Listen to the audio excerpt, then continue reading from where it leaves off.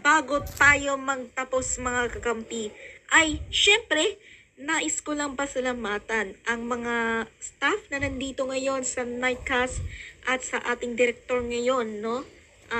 Hindi ko maalala kung sinong director natin dito sa Nightcast, no? Pero yun na nga, nais ko din pasalamatan si President and CEO ng HBS. OBN na si Gabriel Ansado, sir. Kumuhay kayo.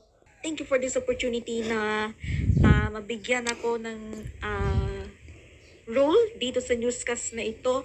At syempre, sa naging dating tahanan ko sa KBN/Flow Media, nagpapasalamat ako doon sa 5 buwan ko na pananatili doon. Kaya mga kakampi, patuloy nyo pa rin akong suportahan dito sa Nightcast, no? Dahil hindi ako titigil hanggat hindi natin nasolusyonan ang mga issue dito sa ating bayan at sa lipunan. Kaya muli, mula po sa aking puso, maraming salamat po. At para naman sa ating quote of the night, at ang quote na ito ay mula sa English playwright na si William Shakespeare.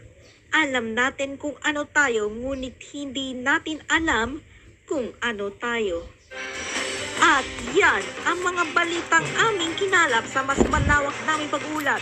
Ako si... Nagugulula ko. Ako si Anthony Phil. Ito ang... OBN. Tapat sa paglilingkod at para sa bayan. Para sa Pilipino, yan ang...